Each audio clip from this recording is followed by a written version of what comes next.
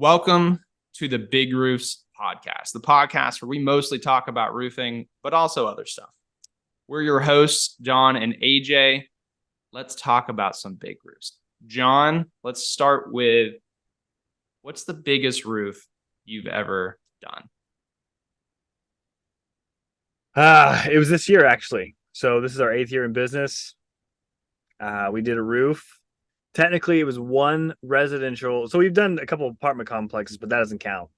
That's five or six, probably $600,000 jobs there. But the residential roof that we did is one job. It was technically 4 buildings on the same property, and they were all standing seam. It ended up being $146,000 in the South or in Georgia. That's a huge job. I know 146 for one residential roof? one job, one contract. Yes. One contract. There's multiple buildings. Yep. Should we let that count? Multiple buildings? Yeah. Because everybody has detached garages or Yeah. sheds. At the end of the day, all that matters is how much money is it in that one customer. That's really what it is. Is it how much money is it or how much profit is it? It's definitely profit. That was a very profitable job, but people like to talk about how large it is too. Because there's a lot of Of people, course.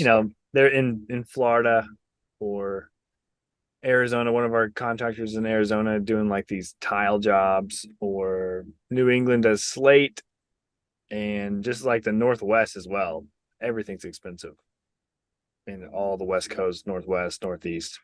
Super expensive compared to like the middle and south of the country. Yeah.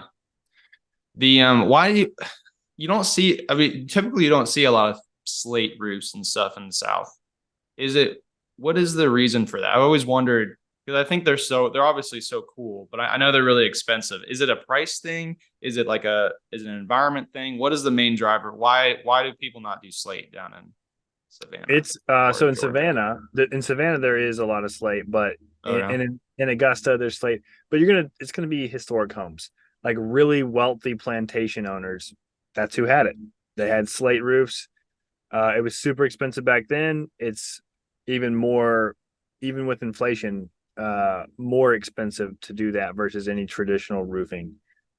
In the Northeast, up in New England, it really makes sense based on the weather that's up there. In the South, it doesn't really make sense from a lot of reasons. There's so many skilled people who actually drive all over the country that do slate because there's so few tradesmen that can actually install it correctly. Um, yeah, I mean it's a cool thing. I have no real desire. I've been asked to do slate a bunch, and our guys say, "Yeah, we can do it." And like, no, you can't, because there's slate is custom made depending on what you're doing. If it's real slate, there are hangers on the slate that you have to, you know, be super accurate when you're popping your chalk lines. There's so many technical things that I just when you're doing valleys or anything that has to do with details, you have to have a really high skill set to be able to trim those pieces of slate so that they're straight, cut them, and then use a slate hammer to be able to actually make it look nice. So, in general, the slate's going to go away, and more of the synthetic um, or metal coated roofing is going to take over because it's just easier to control, easier to train, easier to install. And looks very similar. Looks the same. Yeah. Yeah, that makes sense. Yeah, is it a wind? So like does slate not do well with high winds? No, it does great with high winds. This is awesome. Oh really? It's super heavy because even like the synthetic stuff, everything that's not real slate is lighter in general. Mm. That could be a generalization, but it probably is true. So it's all going to be really good wind rating. It's going to be good hail rating. Um, it's really hard to match the stone though if there's ever a repair needed for some reason. Yeah. So that's a bummer. We've had a lot of people. I mean, in Athens too, we had a family friend of mine has a slate roof, and I was like, we can't match that, and he's like, why not? Because it's not from the same quarry. We're in, It's different than any other. Even with even with cedar shake, you can at least stain it all the same to make it look the same. Not Yeah. with slate though. Yeah. That makes sense. Yeah, I've seen like the videos of guys knocking it out. They got the hammer and they're like Yep. knocking the holes in it. That's it's very, very impressive. But yeah, I wonder if it's also just you're talking about historic homes. There's just a lot fewer historic homes in the South than the North for Yeah, reasons. for a lot of reasons, a lot For of a good lot of reasons. reasons, yeah. But even the ones that want to stay historic, the cost, the income level in the South is so much lower than the North. So the cost to renovate it completely originally is astronomically unaffordable. Mm. Spend X amount of dollars and spend probably double that on the renovation or triple that on the renovation just to keep it up to the historical guidelines. Yeah, keep it in line. Yeah. Well, talking about pricing, let's talk about these price increases. Is there's like a 5 to 8% price increase coming January 1st, right? Yeah, it's actually 8 to 10%. So Eight to 10%. all the manufacturers are saying they've actually sent us letters, at least in the South, uh, twice this year, and they actually haven't followed through on the price increase. So say, hey, we're having a price increase in 45 days, and they have not increased it.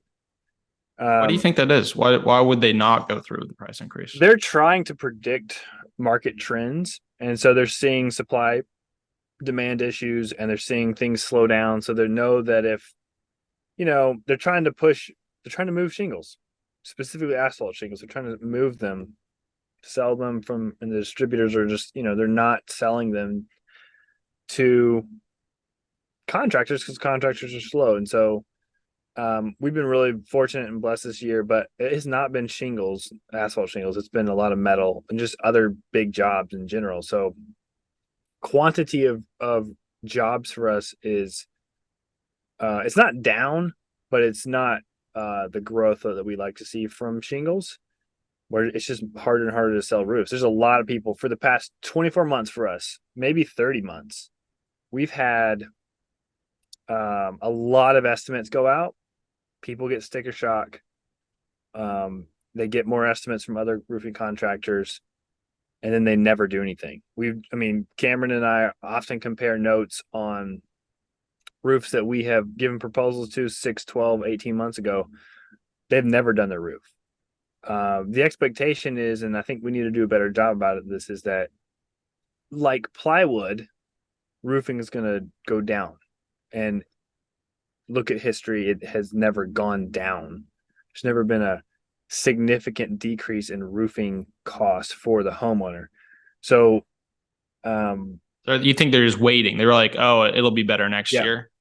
yeah, a lot of people are saying, and it may be their own personal situation. Like we're gonna, have a better, more stable income stream for us, and maybe it'll go down. And we, as contractors, we're not really doing a great job of communicating that it's not going down and it's only going up. I've got a half a dozen as I'm talking, thinking about these roofs that were, $30,000 last year and getting close to 40,000 now, and they haven't done the roof yet. And it's just like they were they're really nice homes, and they're wanting to do, either do financing or not do financing. We need to do a better job about showing and presenting financing options. But if homeowners don't realize that it's not going down anytime soon, they're going to be in bad situations. And it's unfortunate for everyone, but owning a home is the most expensive it's ever been. Not just purchasing it, but actually maintaining it. And so that is something that we have to really help people understand, and start working with lenders. I think that we're needing to start working with mortgage lenders, truthfully. That's actually a bigger picture kind of deal, but we need to get mortgage um, lenders to get on board with construction loans for home improvement projects at the time of sale, because people, it's a more affordable loan for them over time if they just do that versus an unsecured loan from all of our financing partners. So Roll it into their mortgage. Yeah. It's Yeah. what I did when we renovated a 1800s church, and our old home was an 1800s church, had nothing in it. We did everything. It was a construction loan, so it's not the same thing, but we definitely had a budget, and we knew what we needed to do. We presented it to a local bank, and the whole process, took a while, but we got it done the way we needed to get it done, so that their loan was secured by By the actual home. by good collateral, Yeah. not a home with a bad roof that's going to leak in a minute. Like that Mm. doesn't help the, It's in the because then, bank's best interest to protect the asset that oh they yeah, are you would collateralizing think with. I think that if banks were paying attention to this, they would start doing that, because of property values go up so much now that there is equity in the home. So they should take, however they want to, I'm not a loan officer, but however they want to do this, they should do that. They should have a really good assessment of the home. If it needs new paint, new siding, windows, whatever it is, protect the value of the home, because the home is going to end up falling apart. And then you know, their homeowner is going to foreclose because they can't afford to take care of it. The HVAC is broken. And all those things are a risk for lenders right now. Yeah. Yeah, that makes sense. Yeah. Yeah, going back to the pricing, what so I've been watching some of Dimitri's videos talking about the his thoughts on the price increases. And so his main he is arguing that there's something essentially unethical going on. Yeah. Specifically because you never see the price come down.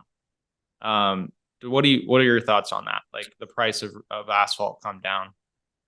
I try to be diplomatic about this, thinking about from their perspective, but it's pretty clear for years and years and years that the seven major manufacturers they're colluding there, because the it's one thing if they all had price increases around the same time, which is true, but it's another thing if they're the exact same percentage. Oh, Uh, they're all doing the exact same thing exact same. Like it's not at the like this same one's time. 2%, this one's 3%, this one's 5%. It's the same. And Yeah. so They're not that tells competing, you don't think?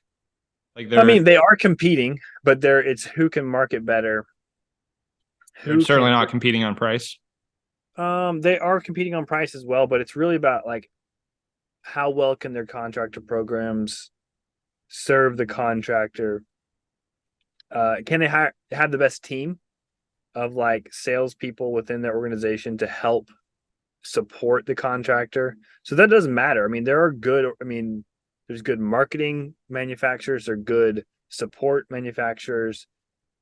At the end of the day, they're all. I mean, if you're a homeowner, almost every architecture shingle is around the same price. Each manufacturer has a price point, like a certain tier, and they're about the same. It's not going to affect your roof in a significant way, whether it's One Certainty, supplier. Yeah. IKO, Yeah, sure. GAF, Atlas, any of those. It's all about the same, within a few dollars generally, per square, and probably a less than $1 or $1 per bundle. So it's not, it has nothing to do with that. They're just realizing, and I don't know the details of like who's making big bonuses or not, but I have no problem with the um C-suite people making money. I have no problem with that. They have a lot of risk, they have a lot of time involved in getting to those positions. At the end of the day, they're not controlling the federal interest rates, and that's what's driving this a lot. It's because the perception is, if we had prices, here's a good example. If we had shingle prices today and interest rates and home values were like they were 5 years ago, that would be different. But the perception is homes are expensive. Like, it's still wild to me that homeowners don't understand that they have a $700,000 house and they're not willing to spend $20,000 on their roof. Like, I know that you just look at it as the mortgage payment and that's how much I can afford per month, but like at the end of the day, most people are not willing to spend. That's not even an extreme case for me, because there was a literally a here's a good example. In Savannah there was a townhome building in the middle of historic Savannah, um, restored or built new. I couldn't really tell. It doesn't really matter. Each unit was $1 million, 900 to just over $1 million. So it's 4 units. So it's technically a $4 million building. And the owners of those 4 units were complaining about replacing their entire roof for $29,000. That's what I mean. They're like, we're going to get 3 more quotes. Like, and it was about price. It was not about professionalism. They're super. They just talked up and down about how well we communicated, how well our team helped them understand the price. Just all the things that were good about what we were as a roofing contractor. It was about price, and they were like, I can't believe this is $30,000, and this is their like most of their this is their second home, so they're like they don't want it to bleak. It was actually a really complicated roof too. There's a lot of details that if someone who wasn't skilled would actually make that roof leak. So anyway, I just see that. I think it's from the manufacturer's perspective, like it's about time we actually had some incredible pricing. I think that just every generation's like feels like the old. I feel like the old man now is like back in my day, and I'm not even 40 yet. I'm just like, it just seems like every 5 to 10 years, people lose their mind about how much stuff costs, how much, candy costs, how much gas costs, all these things that we think each generation is going to be shocked by. It's just not that crazy. Like we have really, really expensive things as homes, and we're not willing to take care of them or understand the cost to take care of them. So that's my take on it. I'm not one of those people like, yeah, just raise the price, we'll make more money. I don't think that's the answer, but I do think that homeowners need to take responsibility and don't treat, and I'm getting on another tangent, don't treat insurance like a savings account, because you should be responsible for everything in your home. You should paint your home. You should refinish the floors in your home. You should replace the HVAC in your home. Like all these things people just don't expect to do anymore. And it's a real problem for the culture of most American homeowners. They want to wait until insurance will cover it for some Yeah, reason for or everything. another. For They're just going everything. to hold on and wait. Yeah. This is one thing that I've been thinking about is, as the economy's kind of been dipping as of late, and so that's driving homeowners wanting to do this sit around and wait game. But isn't there going to be a point where like they can't wait any longer? Like I feel like I've seen this. There was a few years ago there was a bit of another economic dip, and um seemed like it was a slower year for roofers. I can't remember what year that was. It was when I was working with you, but it seems like you can only put it off so far. So there's going to be isn't there going to be a year or two where it's going to kind of catch up to all these homeowners and we're going to sort of stabilize again, regardless of where the economy's at? Yeah.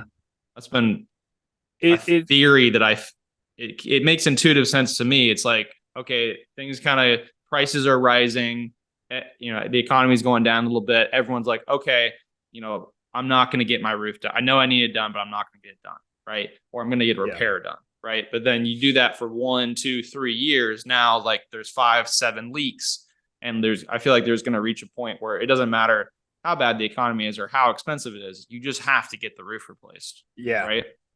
It is, you would think, but I've seen for the past 8 years, I've just seen people they don't care. They'll leave buckets in their attic. They're just hoping and praying for insurance to come. I mean, in Athens, we don't really have crazy hailstorms. There's no windstorms really of any note. Like, it's an hour and a half. It's 60, 70 miles from Atlanta. So most of the storms come through the southwest part of Georgia, go up through Atlanta, and they got 60 more miles to hit to Athens. And so typically there's no significant insurance work there. And people still like, we're gonna wait for the insurance. I'm like, you have a 20-year shingle and it's 31 years old. They're like, I don't care, just not gonna do it. And like it's there's really just no, I mean, people are so transient in 2023. They just don't care about that. It's like, this is not my forever home. I'll just kick the can to the next person. And same with like realtors. realtors don't give a crap. They're just trying to get their commission. They're not trying to, think about forever home kind of situations. They're just like, this roof is terrible, but let's sell this roof. Let's sell this home to this homeowner. I mean, this buyer, so that I can get my commission. Now, Savannah's different because there are storms here, but there will be a breaking point, and it just takes storm Takes, events. yeah, it takes storm events, Right now we which have is good real. weather. We're gonna have good weather. Like I'm looking at my weather. It's like great 72 and sunny for like forever in on Tybee Island. And like we have some leads there right now. We have some leads in Savannah right now, but in general, it takes a lot to get people to actually take action. Yeah. The one of the other things I was thinking about, well, so I've seen some people recently talk about the insurance replacement game is dead, or the insurance replacement game isn't what it used to be. What are your thoughts on that? Do you feel like, if you're roofing contractor, a new roofing contractor coming into the space, first year, 2 years in business, you haven't really fully decided what direction you want to take your business. What's your advice to that person on whether or not to focus on insurance versus focusing on retail? And not just, I know obviously you're focused on retail more than insurance, but not speaking necessarily from what your well, what's your overall thoughts on that? Do you see a lot of risks, new risks with going down that insurance focus route, and what are those? All right, so opinion one, I think door knocking is stupid. That's my first. I Hot think that take. we should stop doing that as Americans, as humans. I don't care. I don't care what your argument is. Stop knocking on doors. Work to create a business that people want to reach out to. You're only doing it out of fear because you know that other people are going to do it too. But if everyone would focus on having an actual marketing and branding strategy that actually had like an inside salesperson or at least a receptionist that answered the freaking phone, which no one has, blows my mind.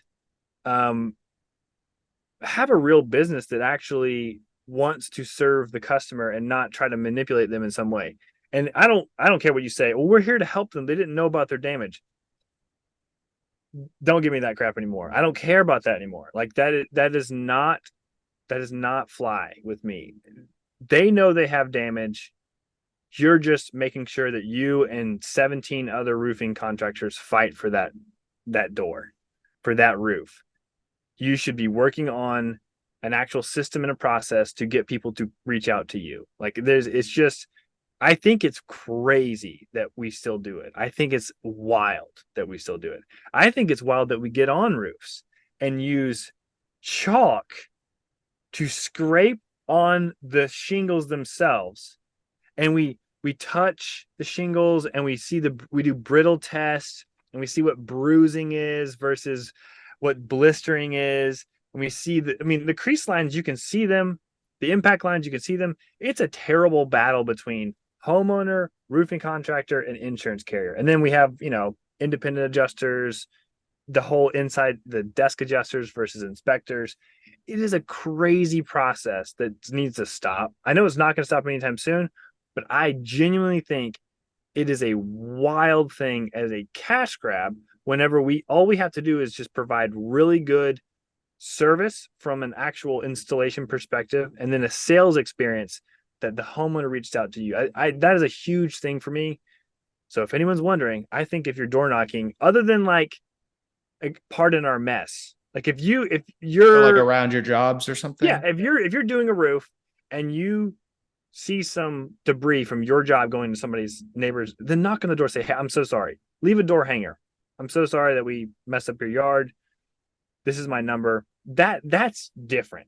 When you go in to knock 30 doors a day to tell somebody, hey, they have that's just insane. Like it is wild to me. I can't still, the chalk thing gets me.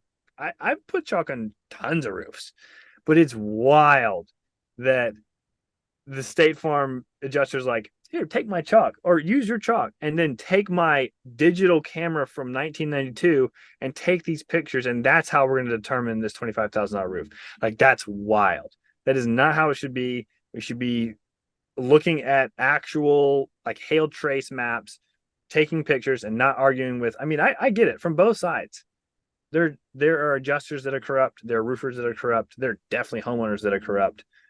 But in general, that's my rant on door knocking in general. Yeah.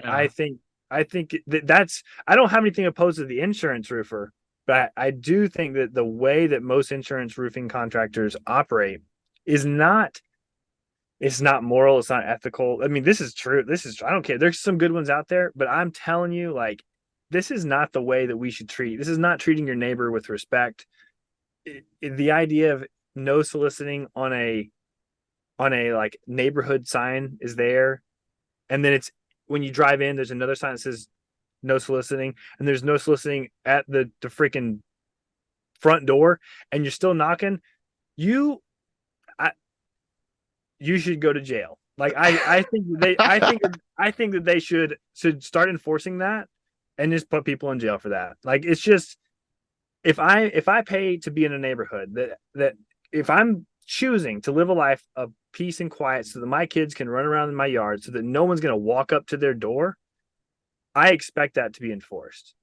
Like if I'm telling you, please, some roofing contractor come to my door, see what happens. See what my wife does. See what I do. Like it's not going to go well for you. It's just don't come to my door. And so that's from insurance, like roofing, retail, insurance. I have nothing wrong with insurance work. I do insurance work, but we have a process, and we are consultative. We are people's advocates for that process to help them understand and navigate what the insurance process looks like. But this manipulation and like I'm gonna call the adjuster for you and all that's unreasonable. And it just I really hope it stops. So to answer your question about retail versus insurance, I have nothing wrong with insurance. I think that most people should model their business off of a retail model, doing all the things I already said. So you need to have something on your truck that's professional. If you can't afford it, put stickers on your window. That's what I did in the very beginning. I had no money, stickers on the window. Then we paid $600 or $800 to have vinyl put on our trucks, and now we're about to spend $4,000 wrapping vehicles. So get to the point where if you've only got a truck and you've got no office, like your truck is your billboard. Start there. Dope marketing is great for really affordable yard signs. Put a yard sign in every single yard. Get door hangers, get business cards, get digital business cards. Have a polo that actually has your name on it. Think about one thing that I did really poorly was, well, I was kind of forced in the situation, but really think about the brand, the logo, the name, and how people can find you. And so all those things about retail, do all those things. Like take time. You're building a business. You're not just going out to sling roofs. That's my perspective on any home service, but really in roofing, it seems like we get around that somehow because of that insurance loophole. We're like, we're just going to go put on a hat, put my dip in my mouth, get in my jacked up truck and go knock a door. I'm going to take the opposite perspective. As a former door knocker, not a lot of people know this about me, but I have knocked doors. I knocked doors for 6 months. It was not for roofing; it's for pest control. But similar experience. Knocking doors, going out in neighborhoods. Conveniently ignoring no solicitor signs. I mean, I was a savage. So I know I got yelled at a ton. I mean, I every day get yelled at. Get chased off people's lawns. That's the life of the door knocker. The main argument for door knocking is at least this might be different in other countries, but in the U.S., the street and really that path up to your front door, unless you have a fence, then there's some gray area there. But if that pathway is considered public property, anyone can do that. There's nothing legal about door knocking, and I get the unless it's a privately owned subdivision where it's actually owned by an entity that controls it and can and then it is trespassing. It's 100% legal, and there's some philosophical things there that are sort of defending that, in regards to just like having a free society, not having a society where the government controls what roads certain people can walk down. But on the business side, and I'm just going to take devil's advocate here. And listen, I don't love door knocking. I'm not necessarily saying everyone should go out and door knock. I'm just going to take the other side of it just because I have experienced it firsthand. It works. I mean, you're going to knock on 100 doors. There are days I knocked on 100 doors, and you knock on 100 doors, you're going to get yelled at by 10 people, maybe 20 people. You're going to get nothing from, 40 of those doors, 50 of those doors. And then that remaining is going to open up and have a conversation with you, and you're going to sell a percentage of those. So you can go out every single day and get a sale. Roofing is a little bit different. It's such a large ticket for pest control. It's such a small ticket that you would always get sales pretty much if you went out and knocked 100 doors, unless you are just having a terrible day. But for roofing, it is a little different. But the other thing with roofing, and I haven't done roofing door knocking, but it's not. It is, from my understanding, I've talked to a lot of roofing door knockers. If done right, consultative. You're not coming to the door immediately looking for a sale. You're coming to the door offering to take a look at their roof to see if there's any damage there for an insurance claim. And so it's a very soft sale. Like you're not pitching them on the spot with anything. You're offering a free service, something of value to them, up front right off the bat. And you're still going to get a lot of no's, right? But you're not coming to the door asking for anyone's money. You're coming to the door offering service to the community. And the thing is, like, yes, you could just set up a brand and you can set up advertising. You could attract businesses that way or attract homeowners that way to come reach out to you for that consultative. So you could just, push free inspection to see if there's insurance damage. You can push that all over your entire market, right? That does cost a lot of money and or time to do that. Whereas door knocking, it's like a polo, a hat, walk out the door, and you can generate sales that way. And so, yeah, I mean, that's my perspective on it. Is like, yeah, it sucks for the door knockers, and it sucks for the homeowners. Like, to be completely honest, there's some homeowners love it. Like, that was my experience, is like you run into people, especially people that have a sales background, they love it, especially if you catch them on a good day. They think it's great. So it's like I'd say for every person that was pissed off, there was someone that was like, good on you being out here. Like, they'll enjoy that interaction with you. And then there's also, you think about, like, there's people that are legitimately lonely. Like, no one comes to see them. They're like, especially older homeowners that maybe, like, they're just sitting in their house watching TV. And so, like, it makes their day having someone show up that's going to talk to them, even if it is a salesman. Like, someone who's good at door knocking is going to have the personality, and my personality wasn't always ideal for this, but is going to be someone that can chat, and like is willing to have a conversation and make someone stay like that. And so I don't know. That's my perspective on it. I mean, I don't know what's your response to that? Because that's my thing is, A, it works. B, it doesn't always have to suck. Like, there's redeeming qualities to it. I agree with you. It works because the numbers are really good. Door knocking organizations knowing a good script, knowing the right time to door knock, it works. If you knock 30 to 40 doors most days, you're going to at least get an inspection. These are the numbers that I've heard from other people who do it really well. Some people say 30, some people say 40, but if you do those numbers and you do it at the right time and you have the right script, and there's actual need, obviously if there's a storm, then it's like easy. We had a storm in Savannah. I didn't knock any doors unless someone had told me to go to somebody's house. A neighbor said, go to their house. and I hung a door and said, "Hey, your neighbor told me to come over." It definitely works. I definitely understand about the no soliciting sign being legal or not legal. I understand. I just think that if somebody's putting that sign up and we're still walking up to their, if they're asking, please don't come to my door, and we're doing it, it's more of an opinion of like how I think that people should be treated. I totally hear like people are lonely, people get, you know, uh the salespeople like to hear it. I get it because I've had people come to my door trying to sell things too. I'm like, this is fun. I'm like, I'm telling you from the beginning, bring on the objections because I'm going to overcome them all. Like it's just how how it works. But I just from the way my personality type is,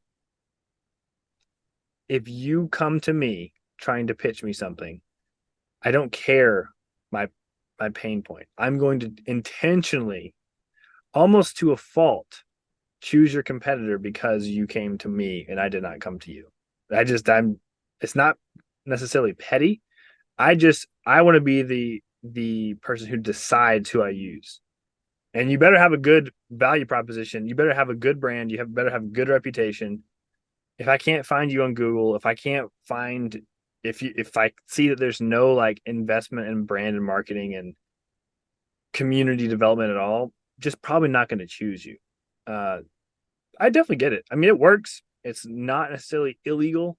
I just think that I wish that as a utopia world for me is like no one door knocks, everyone competes on branding and community development and trying to actually provide value. Because here's the thing. Here's the bottom line with roofing door knockers for the most part. I'm not saying everyone. Here's the big problem with them. Even if they're local, I'm not saying storm chasers that go to different places. I'm saying that people that are local, they have the only thing that you have against me if I'm going to sell a roof to you. The biggest thing you have is you could write a bad review for me. For most storm chasers or door knockers in general, they don't care. So I care about my reputation.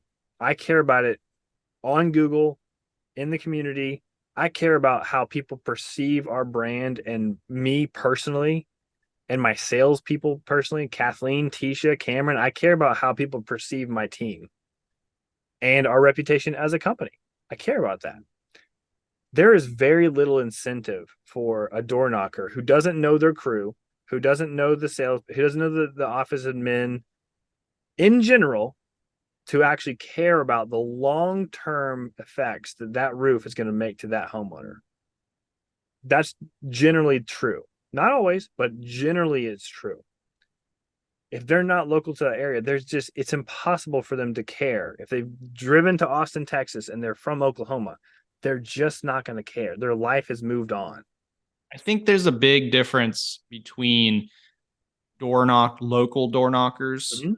and storm chasers. I think That's that's a an great important that's a distinction to great make. differentiator. It is true. Like it's not just door knocking versus not door knocking. So let's get down to local. Let's just say just local now. So let's just take storm Well, chasers.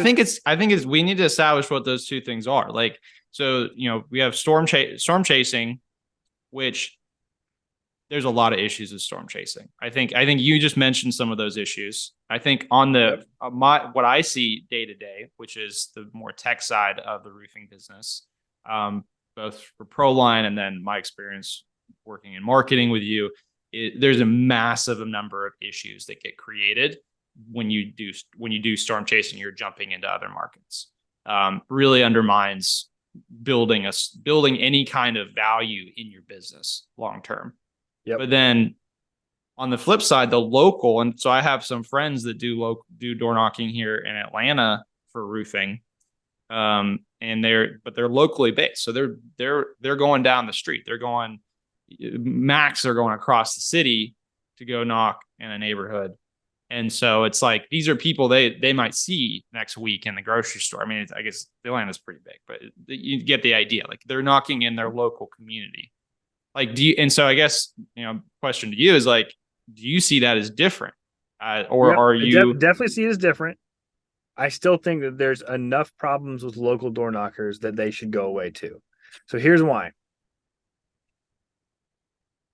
If you probably can't count on one hand the percentage of people who stay local door knocking for years and years and years. So if they're in that position and they don't want to stay there for more than most people don't last more than one season anyway, that are actually local door knockers of any kind. Let's say they last 2 or 3 years, maybe 5 years. Most roofing companies don't even last 2 years and definitely not 5 years. So it's not a good enough lifestyle for that position. So then that means that the trust that that person has is not from an owner's perspective. If I'm saying, let's just take Cameron, for example. If I say, Cameron, you have to provide every lead for yourself. It's all self-gen lead. You have to generate every single lead for yourself. That's not in the best interest of my homeowners that I serve as an owner, because he is statistically overwhelmingly going to burn out and fail and quit. So the relationship that Cameron built with that homeowner and the relationship that Cameron had with our installers is all broken down. And the warranty and the trust that people have with us doesn't really hold a lot of weight, because the relationships matter between what the homeowner said. I trusted Cameron to take care of me. Well, if he's gone in 6 months because of the way that system is set up, which is highly likely that he'll be gone, that's not a good business model at all, because you're not thinking about the homeowner. If we're always thinking about our customers and thinking about our reputation and how customers perceive us, and then we're having turnover over and over again, that's not in the best interest of anyone. At the end of the day, we're also, don't get me started on like commission structures, but like it's not in the best interest of the company. Maybe another day. It's not in the best interest of the crew, because the crew doesn't know who they can trust. Because if that person is a salesperson that sees it all the way through to the end, cradle to grave, they don't know who they're working with. So that the consistency of the workmanship, like, is the material going to be there on time? Is it the right amount of material? There's so many things that are wrong because the crew doesn't know what they're supposed to be doing on any particular job. So the consistency is not there for the crew either. So the crew loses, the company loses, the door knocker doesn't stay employed, the homeowner loses. It's just statistically and for all practical purposes, it's a failed system. So even local ones, they just don't stay around. They just don't. And it doesn't help. You need somebody who, this is why it's taken so long for me to find good people that want to be in the roofing space for a long time. I don't want somebody that wants to be around for 1 or 2 years. I want somebody who wants to spend their career, years and years and years, building relationships to help themselves and to help the homeowners that they work with. I think I feel like this is part of the reason we work so well together, because we both, in general, have that longer term mindset when it comes to business. This just sort of occurred to me. I've always said, like, I don't want to do something unless I plan to do it for the next 10 years. Like, when it comes, that's every time people hit me with like a business idea, it's like, that sounds really cool. I'm sure you can make a lot of money with it. It's not something that I want to do for the next 10 years. So I'm not going to pursue it. I've only ever pursued, that's not true. I've pursued a lot of random business ideas, but that's what I sort of like figured out. I feel like in the last 5 years is like, oh, let me just focus on the things that have longevity. And so I feel like we both have that sort of mindset. It's like, what's the point in pulling in a random person to do door knocking if they're going to be in it for a year? Like, the goal is not to hire someone for a year. It's to hire someone for the next 10 years. Yep. And that's a lot harder to find. But if you can find that makes for a much more solid, more valuable business that's a lot more stable. Okay, let's wrap this up. So, I didn't think about a closing question. I feel like we should have like a closing question. Oh yeah. Okay. What about this? What is something that you're looking forward to in the next week that is not roofing related? It can't be related to the business, can't be related to roofing. What's something completely unrelated that you're looking forward to in the coming week? I said this yesterday to one of my buddies who's a contractor who's actually in the area right now trying to hang out. I forgot how to have fun. So he's like, let's play golf. I'm like, I don't know. I don't want to play golf. That sounds terrible to me to not do something productive for 4 to 8 hours. I really love building businesses. I love like the production and the productivity and having a routine and going to the gym and doing the ice bath. Like that's a good day to me. So you're not Like going golfing? I'm not going golfing. I have no desire. I said I'll You hang can't out. look forward to it if you're not doing it. Well, you No, mentioned no. ice bath, so you're looking Yeah, forward to look, ice I bath. gotta, I look forward to the routine. I'm not sick. My kids aren't sick. My wife is really sick right now, so I'm looking forward to her How's she not being doing? sick. Um, but like when people say like, "Are you ready for the weekend?" Yes, I am for like a little bit of rest, like not so much craziness for the 5 or 6 days. But like in general, I love the routine. I mean, every day feels like I look forward to Mondays. It's not. I know it's a thing people say now, but like I really do like I like my current week and day. I like the way it looks. I like to go to the gym. If I can at least check off some of the boxes that make me feel like I have purpose that day, then I win. So there's no like event. I don't have any event or something, some concert to go to or something. I just like to be productive every day.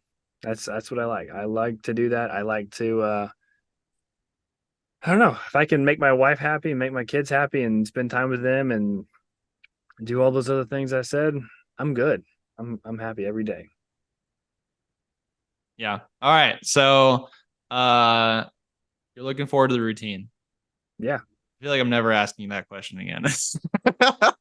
It's not a I'm just not I'm not a good I'm not a good yeah. I guess I'm just like that. I've noticed other people like that too. They like the routine. Um, cool. Well, I do jujitsu for those who don't know.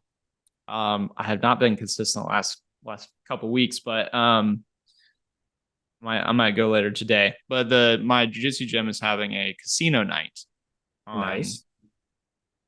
is it Friday or Saturday? I think it's Saturday. Oh, we're ProLine is a sponsor. It was like $200, but we're Nice. a sponsor of the casino night. I don't think it. I don't. Yeah, I don't know. It was a fun thing to do, but I'm looking forward to that. I think it'll be fun. I've never actually been to casino night. They had a casino night. The fraternity in college had a casino night. My fraternity, and I missed it. I think I was out of town or something. So I've never actually been to a casino night, but I love Casino is poker. fun. Las Vegas is fun. I Well, yeah, again I've been to Las Vegas, but I'm talking about like a casino party, like you know, dressed up. that's what it is. Like, Yeah. get dressed up, like have roulette and poker and that's how I've never. We'll see how it is.